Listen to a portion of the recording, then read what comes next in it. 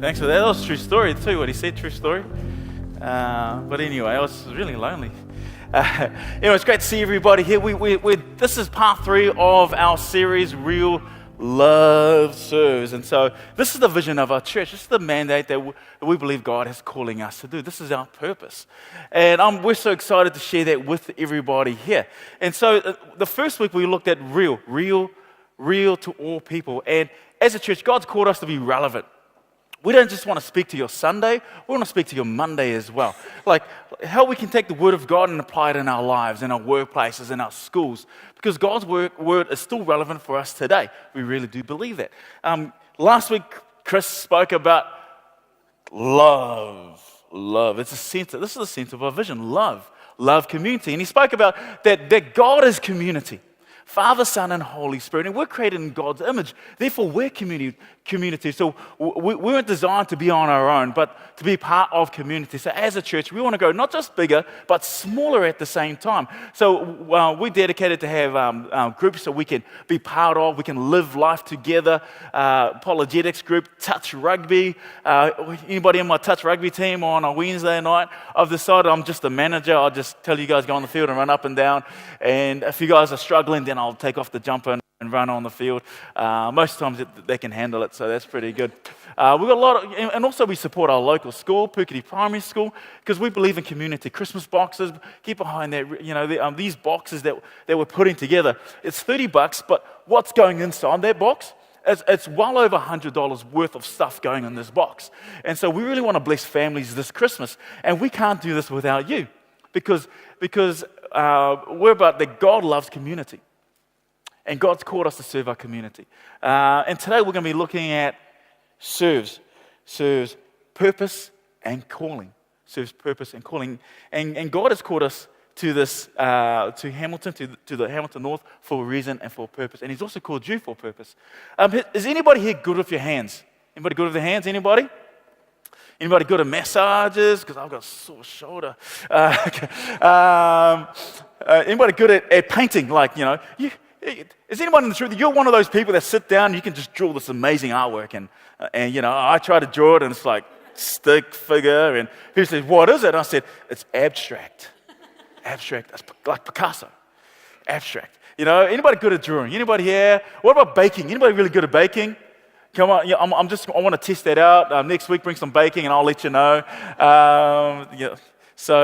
But even, how about gardening? Who loves gardening? Gardening, everybody loves gardening. And then they get who loves mowing the lawns?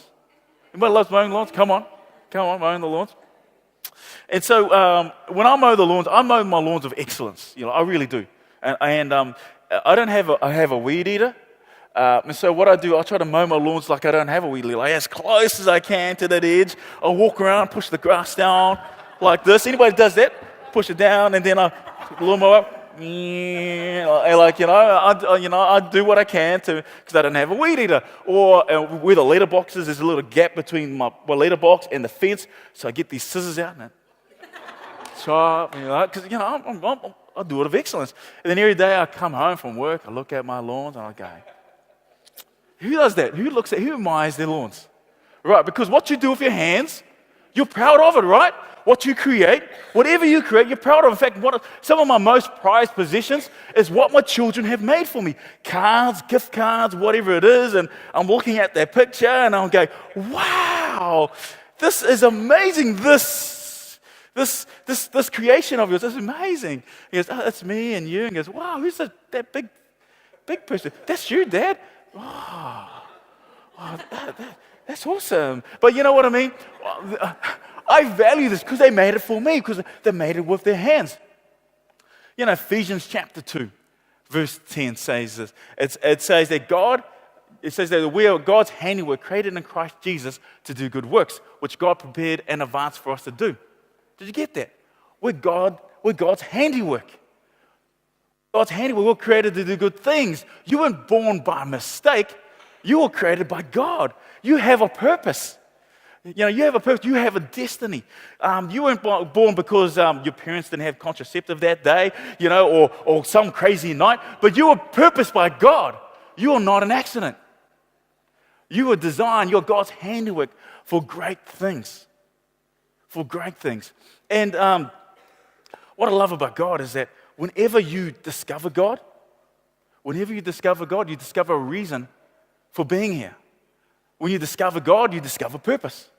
You really do. You really do discover purpose. In fact, in the Bible, when people encountered God, they discovered their purpose. Moses was 80 years of age. And in his life, he had lived a high life. He lived in flash buildings. He lived in a palace. And because of his past mistakes, because of his failures, he's now living in a tent. But he encounters God and he discovers purpose. At 80 years of age, he discovers purpose and he leads the children of Israel out of captivity into freedom because he encountered God and he discovered purpose. David was just a boy, the youngest of many brothers. And his dad sent him out in the field, almost forgotten, look after the sheep because your brothers have important things to do. They're out of this crop of boys could be the future king. David, you stay out there. You're the youngest. You're the runt of the litter. You stay out of there. But David encounters God and he discovers purpose and he becomes the greatest king Israel has ever seen or known. Paul, his job was to kill and imprison Christians. He encounters God. He discovers purpose. He goes through and he plants churches throughout the known world and he writes almost half of the New Testament. You encounter God, you'll discover purpose. You encounter God, you'll discover a reason for being. You weren't born just to go to work and eat your lunch and then go back home and then wake up and do it all over again, the same mundane thing. You're created for purpose. You're God's handiwork. Do you understand that? What God made, God is proud of what he made. He goes, wow, look at what I made. And see, when you discover purpose, it starts as a burden. It starts as a concern. It starts like something bothers you. It generates emotion. What breaks your heart? What breaks your heart? Dr. Martin Luther King. His heart was broken for the way that his people were treated in the South. And the rest is history. William Booth. William Booth was, you got to understand who William Booth is. He was a failed street preacher. He was a pastor of a church, and he failed at that. And he started wondering, is this what I'm supposed to do? I've thrown my life into this, but I'm just miserable at this. He gets invited to a tent crusade in East London. You can understand, East London was the worst place in London. It's where you walk down the road and you'll be lucky if you've got anything in your pocket. He gets asked to go speak at a tent crusade Christmas time, East London. It snows at Christmas time in London. And he's thinking, of all the invitation, I get invited to this. And he goes there and he preaches. There was only a handful of the worst type of people there. But amazingly, people get saved. And he begins to walk home. And as he's walking home, he sees children, barefoot, standing outside their pub, waiting for their mum and dad as they spend their last bit of money to feed their addiction. And he keeps walking and he sees families in alleyways huddled around a fire trying to keep warm because the only house they have is a box. As he keeps walking, he sees ladies selling their bodies so that they can get food for their children. And he keeps walking, seeing all these things through the street of East London. And he arrives home and he says to his wife, "My darling, I found my calling." William Booth goes on and he forms what is known as the Salvation Army. And this band of his little army, Salvation Army, and in 5 years, 22,000 people come to know Christ. And not only that, many countries throughout the world, the end of child labor has ceased because of the Salvation Army. And Salvation Army is still the strongest force that will help alcohol and drug addiction there is today. Because somebody had a burden. Because his heart was broken. What breaks your heart? What breaks your heart? Church, why don't you turn with me to the book of Judges chapter 6. We're going to be looking at a man who was operating outside of his purpose. Judges chapter 6, verse 1.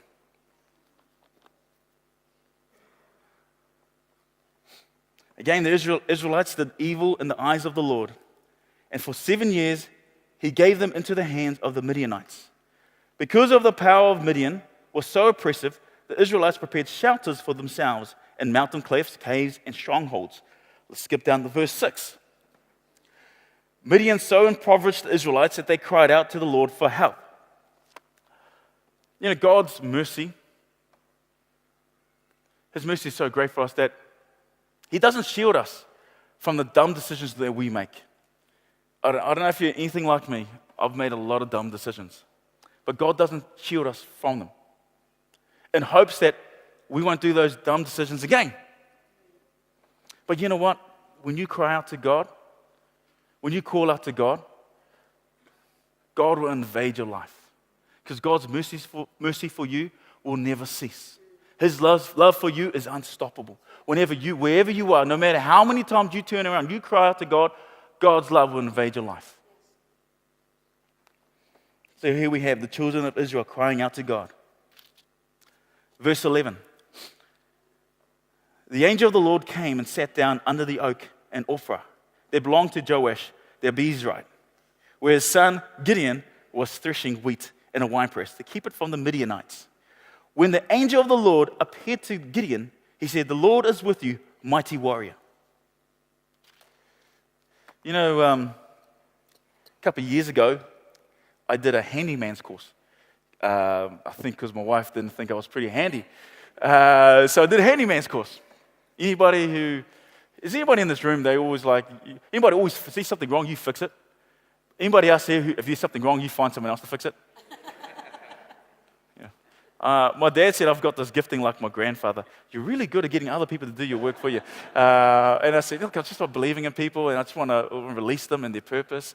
So anyway, I did this handyman's course, and I made this corner shelf, this standalone corner shelf, and it goes in a corner. And it was beautiful. It was a thing of beauty. And I thought, wow, I created that. It was amazing. And just imagine if I took this piece of beauty and I gave it to you, and I said, here you go. You've got this piece of beauty. And then I'll go to your house, and I'm looking in your house. I'm looking for where you put this piece of beauty that I created, and I can't really see it. I was thinking, man, this is awesome. It should be like the main place of your house. And I said, hey, where's that corner shelf that I gave you? And you're like, oh, it's at the back. I've been trying to dig a hole with it. I'm going, what? I've been trying to dig a hole with it. It's not really going so well. The hole, it's barely even made even a foot. And I was thinking, well, there's a problem here. See, when I created this corner shelf, the purpose of it is not to dig a hole. The purpose of it is to display beauty. And see, this is a problem. Sometimes we get so frustrated because God designed you. He created you. And we get frustrated because we're operating outside of our purpose, operating outside of where God has designed us to do, to be. And so there Gideon is threshing wheat in a wine press. See, wine press is not designed to thresh wheat. Wine press is to press grapes. But he's threshing wheat. Why is he threshing wheat in the wine press? Because he's afraid. Because what you're supposed to do when you thresh wheat, now, not that I've done this before, but is you're supposed to do it out in the open. This is the open. Where there's wind. Put a come and blow on me, just for let my hair just go through there. And you're supposed to thresh wheat in the open where the wind will pick up the shaft and blow it away so you're left with the grain. But here he was in a wine press. In a wine press, threshing wheat. The wine press is not designed for that. Gideon is operating outside his purpose. He's frustrated. Things are going. And God calls him mighty warrior. And he's going, who? Me, mighty warrior? Do you see what I'm doing? I'm hiding. Do you see what I'm doing? I'm operating outside of my purpose. I'm hiding. You calling me mighty warrior? And then we read on. Verse 13. Yeah, I love Gideon. He's so polite, isn't he? Pardon me, my Lord. So polite. If the Lord is with us, why has all this happened to us? Where are all his wonders that our fathers told us about when they said, did not the Lord bring us up out of Egypt? But now the Lord has abandoned us and put us into the hand of the Midian. Haven't we asked that question in some stage of our life? Gideon asked that question. 3,300 years ago, he asked that question. Lord, where were you? Where were you when I lost my child? Where were you when I lost my job? Why can't we have children? Where were you? See, God's not afraid of those kind of questions. It's okay to ask that question. And Gideon, and when you ask that kind of question, it's because something bothers you. Something stirs inside of you. So, where were you? You know, I hear stories of what you did for us, and I'm sick and tired of threshing in a wine press. I'm sick and tired of hiding. Where are you?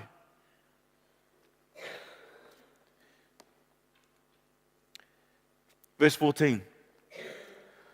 The Lord turned to him and said, go in the strength you have and save Israel out of Midian's hand. Am I not sending you?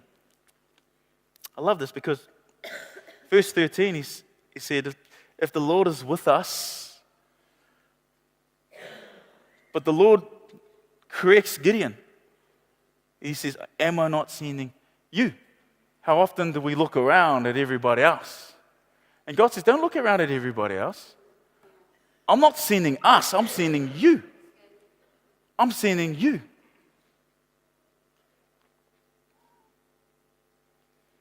Go in the strength you have. Go in the strength you have because I created you. I made you. I know what you are capable of. Go in the strength you have. Don't wait until one day when I'm stronger. Don't wait because I'm just a new Christian. Maybe when I'm more experienced. Maybe when I'm more mature. I've just had a baby. Maybe when the children grow up, maybe I'll go then. Not me because look, I've had my experience, my failures. Not me. I'm too old. Not me. Maybe somebody younger. Go in the strength you have. Go in the strength you have. How long? How long are you going to wait in this stage of life because of procrastination? How long? Let me tell you something. Procrastination is the thief of time. You ask anybody doing assignments. And we say to my interns, how's it going? Oh, yeah, it's good. Procrastination is a thief of time. How long are we going to wait? See, the question is, God's saying, I'm with you. I'm sending you. I'm with you. The question is, are you with me? Because I'm already with you. Are you with me? Are you with me?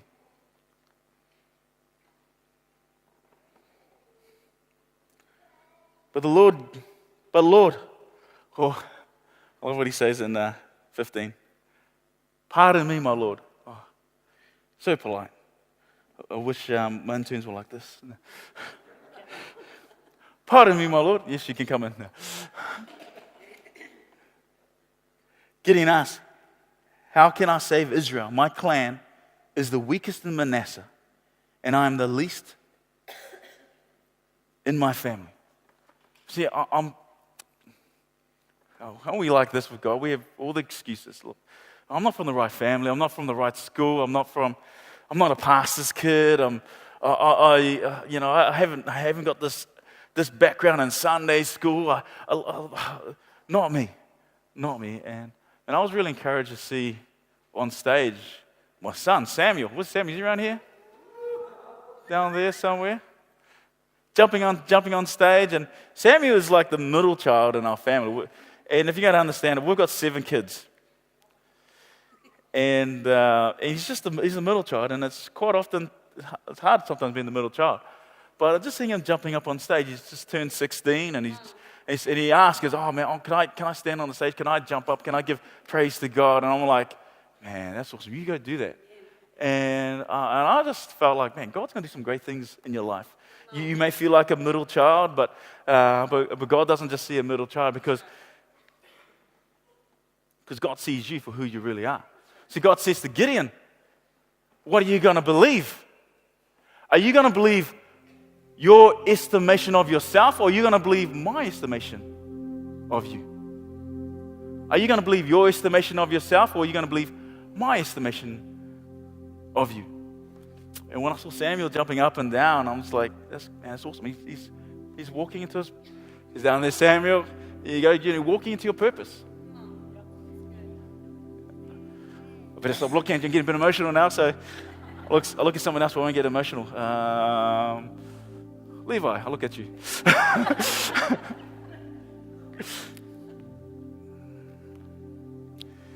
It says, but Lord, Gideon asked, how can I save Israel? My clan is the weakest in Manasseh. I'm the least of my family. Verse 16. The Lord answered, oh, sorry, I must be at the wrong house.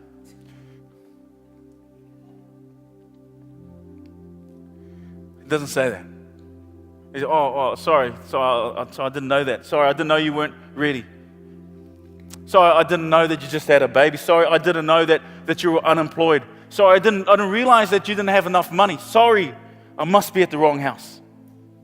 God doesn't say that. He says to Gideon,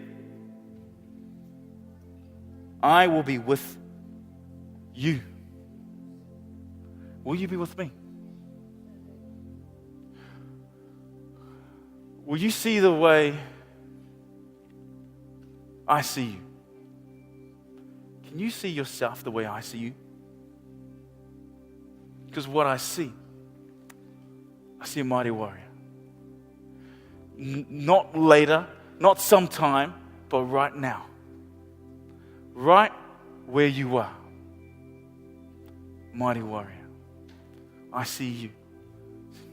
See, my prayer is, Lord, help me see me the way you see me. Help me see me the way you see me. That's our prayer. Help us see us the way you see us. Mighty warrior. Your time is now. See, the devil will do all that he can. He'll use your experience. He'll use your environment. He'll use your failures just to put a pause on it. Just so that you'll stop. But God is saying, I'm sending you. I'm using you now. Not later, but now. Not when I'm more experienced, but now. Not because of past failures, but now. Because I'm with you. Because I'm with you. See, I said earlier that your purpose will start with a burden, with a concern. And as Chris preached a couple of months ago, this holy discontent. But do you want to know how you find your purpose? All you got to do is pray this simple prayer. Just ask 2 things every night. That's all you got to pray. And you'll find your purpose. I guarantee it. You'll find your purpose. Because God has a purpose for every and each one of you in this room. If there's air in your lungs, you've got purpose. And this is how you find your purpose. You just pray and ask God. Ask Him this. Lord, help me love Jesus more. Help me love you more. And number 2 is this. Lord, help me love people more. And this morning, as I was sitting there thinking, you know what, I'm missing an important part there. Just flick back again. Henry, just want to flick back again. I'm missing, so I said, help me love people more. I'm missing a part, and he said, help me love me more. Because sometimes we find it hard to love people because we haven't quite loved ourselves more. Help me love me more so I can love people more. Because your purpose will always involve people. Your purpose will always involve serving, because real love serves. Real love serves.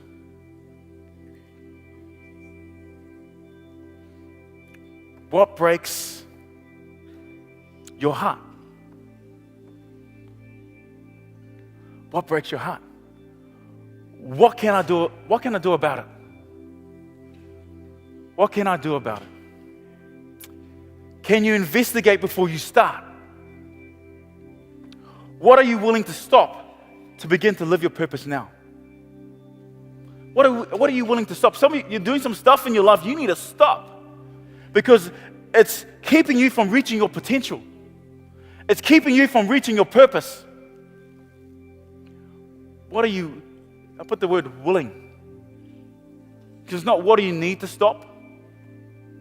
It's not what I have to stop. It's what are you willing to stop, because it's got to come from in here. It doesn't matter what I say, it comes from in here. What am I willing to stop to begin to live my purpose? You know, this is what this message is about. It's about finding our purpose, our calling. Serves purpose and calling. And at the back there, Casey, when you wave your hands in the air there, see the person on, she's doing all the kind of environmental projections and all that kind of stuff. Casey at the back there, she's 16 years of age, only 16. And as a 16-year-old, she has represented Waikato in junior touch, junior netball, junior basketball, anything else, just about everything else. And she's also an academic. And that's me trying to be smart, saying that she's smart. But that's not who she is. She's only been a Christian for about not even a year. And she wants to be a youth leader. She wants to be a youth leader. She wants to step into her purpose now. Wants to step into purpose now. And we've got Kyle and Lorraine Dunseith just over there at the back there. Amazing couple. Amazing couple, just at the back. Want to wave your hands in here like this if you can? There you go. There they are. There they are. I see you. Amazing couple. I mean, what they've done in this church is legendary.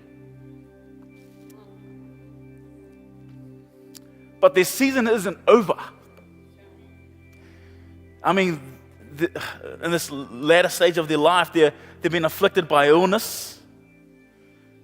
But that's not going to stop them from living their purpose. As long as there's air in their lungs, they're going to tell people about Jesus. Whether they're at the hospital, whether you're at your house, they're going to praise God. I'm on my deathbed, but I'm giving it up to Jesus. And I'm going to let you know, and I'm not going to stop living, because I'm living my purpose now. And you've got Alice Rukuato up here. Alice, want to wave your hand? She's Hinare's mum, and there she is. Yeah, she goes up there. She is my voice in the service, and like when I see things, could you get this? Could you do this?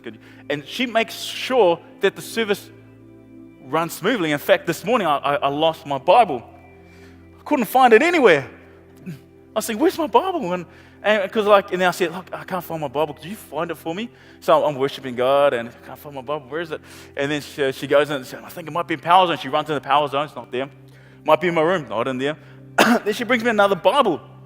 And I'm like, "Oh, that's cool, but I really want my Bible, because it's kind of like part of me. I know when I open it, I know when I read it, and this, because it might be in Sparks. She found it in Sparks. But you know what she does for a job? She works in the courts of Waikato. She deals with the roughest. She interviews the roughest people you do not even want to meet on the streets. But that's not who she is. She's walking in her purpose. She's here to make sure the service runs smoothly, so we can create an atmosphere of praise, giving praise to the Most High God. It's time to walk into our purpose now, not later. It's time to stop procrastinating. How long are we gonna wait? Church, why don't you close your eyes wherever you are?